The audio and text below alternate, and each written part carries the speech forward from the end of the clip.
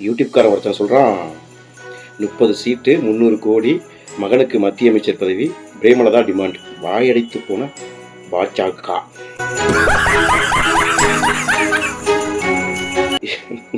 எப்படி சொல்றது இவனுங்களா? என்னடா உங்களுக்கு பிரச்சனை? என்னதான் உங்களுக்கு பிரச்சனை? சரி, ஓகே, நாளைக்கே எங்கள் அண்ணியார் இவங்க கூட தான் கூட்டணி அப்படின்னா நீங்கள் செத்தாலும் உங்கள் ஆத்மா சாந்தி அடைஞ்சிடும், அவ்வளோதானே? இதுதான் உங்களுக்கு நாட்டில் மிக மிக ரொம்ப முக்கியமான பிரச்சனை இதுதான்.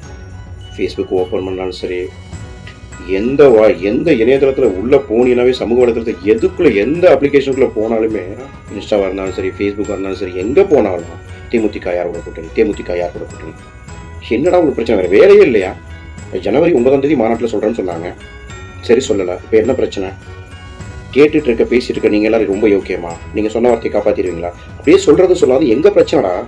தொண்டர்கள் நாங்கள் தானே ஓட்டு போட போகிறோம். கேட்குற நீங்கள் லூசு போயிடலாம், நீங்கள் ஓட்டு போட போகிறீங்களா? நாங்கள் தானே ஓட்டு போட போகிறோம்.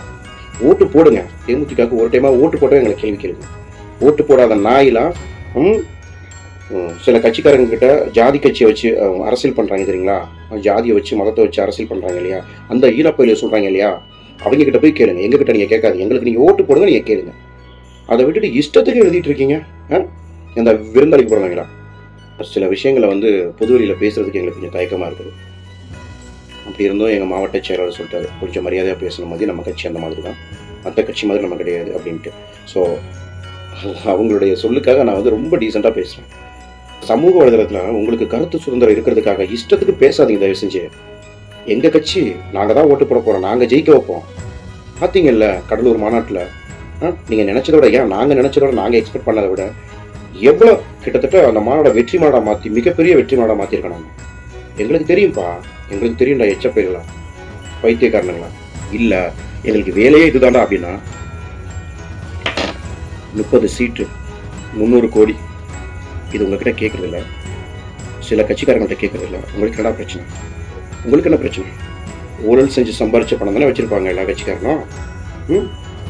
நீங்கள் சொல்கிற கட்சிக்காரங்க எல்லாத்தையுமே கேட்குறதுல என்னடா தப்பு இருக்குது?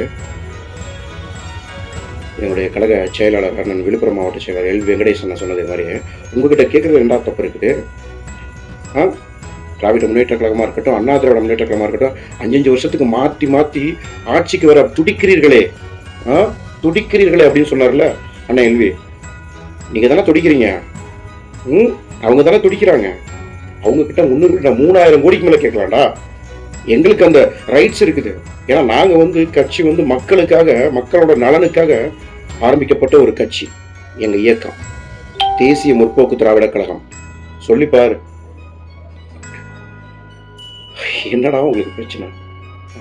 எப்படி 30 சீட்டு இல்லை, 50 சீட்டு கூட கேட்போம். அது எங்களுடைய பிரச்சனை. உங்களுக்கு என்னடா? யூடியூப் சேனலை வச்சுக்கிட்டு போகிறவன் வரவெல்லாம் கருத்து பேசிட்டு இருக்கீங்களா? என்னத்தை சொல்கிறதுன்னு தெரில. ஆனால் நீங்கள் ஒன்று சொல்கிறேன், நீங்கள் எதிர்பார்த்ததை விட 2026 சட்டமன்ற தேர்தலில் தேமுதிக எப்படி நின்று ஓட்டு வங்கிய மாற்றுது மட்டும் பாருங்கடா. சொல்கிறீங்கல்ல, ஒருத்தன் சொல்கிறான் 2% சொல்கிறான், ஒருத்தன் சொல்கிறான் 3%. இஷ்டத்துக்கு உங்கள் இஷ்டத்துக்கு நீங்களே சொல்லுங்கடா. அப்படியே இப்போவே சொல்லிடுங்க. அடுத்து வர 2026 சட்டமன்ற தேர்தலில் யார் ஜெயிச்சிருவாங்கன்னு அதையும் சொல்லிடுங்க. அதையும் நீங்களே சொல்லிடுங்க. உங்களை எப்படிடா பேசுறது? சூடு சொரண வெக்க எதுவுமே இல்லையாடா? தேமுதிகவை விமர்சனம் பண்ணுற நாய்ங்களா? சூடு சொரண வெக்க எதுவுமே இல்லையா? சோத்தை தானே சாப்பிட்றீங்க, சோறு தானே சாப்பிட்றீங்க, இல்லை வேற ஏதாவது சாப்பிட்றீங்களா? தேமுதிகவை விமர்சனம் பண்ணிட்டே இருக்கணும்ல? எச்சப்பா இருக்கலாம். போங்கடா, போய் வேற வேலை இருந்தால் பாருங்கன்னா மற்ற அரசியல்வாதிகளை போய் விமர்சனம் பண்ணுங்க. சொல்றது